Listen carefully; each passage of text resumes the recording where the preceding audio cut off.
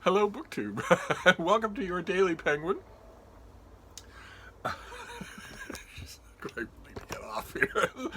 This is our tour through my Penguin Classic wall, book by book and author by author, and we are beset these days by unpredictability. You never know what you're going to encounter. That's one of the reasons why I'm doing this, in addition to the fact that at the end of 2019, when I was wrapping up a library tour, I really kind of started to think that this particular wall of books deserved more than just, a few seconds for each book, that it deserved its own year because they've meant so much to me.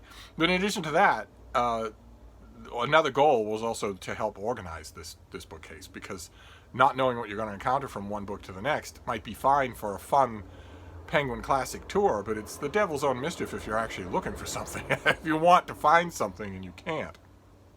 So I am making notes. I am taking books and replacing them. I am, at the end of the year, going to do a massive reorganization of this whole section that I hope will be definitive. What I want to do is, first of all, get rid of enough Penguin Classics so that nothing is double stacked, and then organize everything by group, by time, by whatever, by author, leaving a little room at the tops of books, in the space between the top of the book and the bottom of the next shelf, so that I can add things as I go along. But I'm not there yet, not by a long shot, and today's Penguin shows that, because we're bouncing all over creation. And today we are doing a book that we know well on this channel. It's Moby Dick. This is the Harold Beaver edition for Penguin Classics, and it's terrific.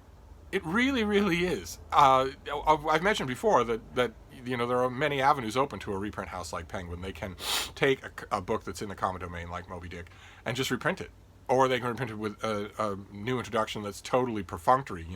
Send a $200 check to John Updike or Ray Bradbury, and you'll get back your dutiful 2,000 words, and there you go. Bob's your uncle. Suddenly you have an edition on the market that has that one thing different from all other editions, and that will be a selling point to a lot of people. And that also gives a living person, preferably a celebrity, to talk about it. If any local or national radio stations are interested in talking about Moby Dick, they won't have to dig up Herman Melville. They'll have somebody to talk to. That's one way you can do it. Another way, though, is to either commission or buy a truly great edition that very much is not that is loving and careful. And this one is. I really can't say enough about it. I think it's still Penguin's standard edition of Moby Dick, but Beaver gives a ton of endnotes here. This book you can profit by lots and lots of endnotes. You don't need them. You could take this book completely naked of anything, and I believe that if you got 30 chapters in, you would get the rest of the way and not have that much to worry about. Especially since Melville knew when he was writing this that he should provide his own glosses. He knew when he was writing this that the industry he was describing was not immortal. And that someday, I think in the back of his mind, he thought someday there will come a time when no one will know what any of these technical terms mean. When no one will know anything about what I'm talking about, and so I should probably include it all. The infamous nonfiction sections of this book. But not only does Beaver include that, but he also includes the wreck of the whale ship Essex. He includes that original account that was a large inspiration for some of the parts of this book, and lots of other stuff as well. And his introduction is really good, a little eggheady, but really good. So in terms of a recommendation of an edition, this Daily Penguin is a recommendation. And of course, in terms of the book, well, this is widely regarded as one of the greatest novels ever written. It's certainly regarded as one of the greatest American novels ever written. It used to be, once upon a time, regarded as hands down the great American novel. At very least, the great American 19th century novel. I would agree with pretty much all of those. We've done a read-along of Moby Dick on this channel, and the fact that we're talking about it today just at random gives me a chance to shout out and also link to another read-along that is going on this month, done by Ami24601, or Yvonne's Nightmare, or Electric Boogaloo, or I Am Your Huckleberry. I forget what his channel is called today, but I'll leave a link to it regardless, because he is doing a read-along of Moby Dick, and he's just the sort. of brainy type that will do a read-along that you will long remember, a read-along you'll really enjoy of this book. I've enjoyed the first couple of installments very much so. So I will leave a link. In fact, if I remember, I'll leave a link to both those videos for your hyper-clicking convenience. And that leaves only the question of why this has achieved the status that it has. It didn't have it originally. Critics had no idea what to make of this and largely considered it a failure on both sides of the Atlantic. And Melville himself didn't know what to think of it either. He looked upon it with a sense of deep satisfaction because he knew what he had written. He knew that it was weird and strange and great. I believe he knew all of that. But he also knew that it was uncategorizable and unguessable and unfathomable, and that would therefore largely be opaque to the reading audience. In a letter to Nathaniel Hawthorne, he compared himself and this book, he compares his endeavors as a writer and this book specifically, to the seeds that are found in Egyptian tombs that have gone for thousands of years being a seed. But when they are taken out of that tomb and planted in English soil, they grow and they flower and then they die.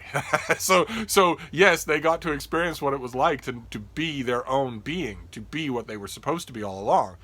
But they're dead. Their survival for 3,000 years is over. And in that letter, I believe Melville was probably alluding to the fact that he had a fairly good run by lightly fictionalizing his own autobiography in a series of sea adventure stories. And Moby Dick starts out that way. You can clearly see in the opening parts of this book with Ishmael and Queequeg that this could easily have been another boy's own adventure lark on the open seas, only this time centering on the whaling industry. But it becomes much more than that. And Melville also wrote that during the course of composing this book, he felt that change happening. And he did not stand in its way, could not stand in its way. So the resulting book is profoundly strange and profoundly moving. I don't know that it's sui generis American, except that Americans wailed like the Dickens, brought many, many species of intelligent, cultural, loving, maternal, and paternal fellow mammals to the brink of extinction. Other than that, I'm not 100% sure. The Pequod is a world of its own, with a dictator, Captain Ahab, at its pinnacle. So I don't know one way or another. I don't know how much this speaks to being an American classic, but it is a classic in the sense that we understand the word of it being infinite. There's no way to get to the bottom of Moby Dick. There's no way to stop being surprised by it. And I think that's fascinating. I once asked an old academic friend of mine, who's unfortunately no longer with us, what the source of this book's appeal was, and his immediate response was, no female characters. and he had very little patience for the school of critics in the 1960s that said that Moby Dick itself is female, that the whale is female. Because that complicates the reading of this thing enormously. It's a reading which is complicated already by the fact that, let's just say, Melville didn't sit quite squarely comfortably in the peg of his own heterosexuality. And for Moby Dick to be the story of a maimed captain, and keep in mind, you always think from Hollywood that Ahab's, the extent of his maiming is that he lost a leg. The clear implication of the story of his maiming by Moby Dick is that he lost a lot in that area, not just his leg. I don't think just losing his leg would have done it, because we meet whaling captains in the course of this book who have been maimed. They've lost limbs to whales, and they don't have anything like the monomaniacal anger that Ahab has. The text leaves it wide open that Ahab perhaps lost something else to Moby Dick. But the idea that a captain who has been maimed in that area in such a way would hunt for a huge tube-like creature that is sticky white.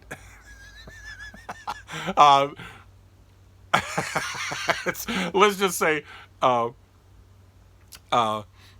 not sure how Melville himself would have reacted if you'd hit him with the critical theory that the whale is female. But one way or another, of course, my old academic friend was wrong. It isn't just that there are no female characters in this book that makes it great. There's no way to do it, although many, many American whaling vessels did have women on board. The Pequod doesn't, but many of them did. But one way or another, I don't 100% know. I've read this book more times than I know. I have many other Penguin copies of this. We will encounter this book again many times. I think we've already seen the Penguin Classic Deluxe Edition of this, and maybe the Penguin Classic hardcover. I also have a couple of trade paperbacks, so they'll be coming. They ought all to be together, and all the Melville ought to be together. But neither is true. I don't really know what the source of the greatness of this book is. If I did, I could bottle it. I don't.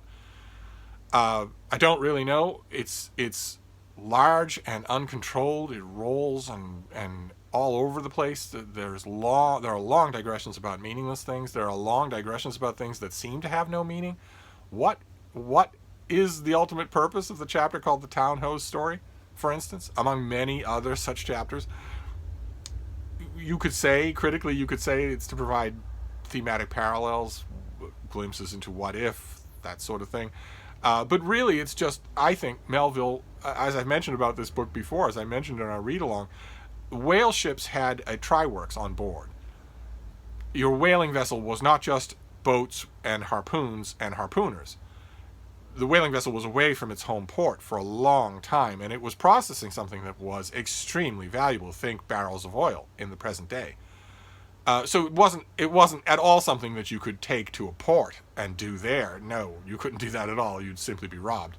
Instead, whaling ships, in order to maximize their efficiency and their profit, had try-works on board, so that once the whale had been killed and butchered, the stuff that you wanted out of it, the fat, the oil, the ambergris, could be harvested, processed, and then stored on board the vessel. So there was a try-works on board that did all of that. And Melville includes he envisions his book as a whaling vessel and includes the try-works in it. That's why you get all of the factual digressions about different parts of the ship, what they mean, what they do, different parts of terminology, the long digressions on whales and what they're like.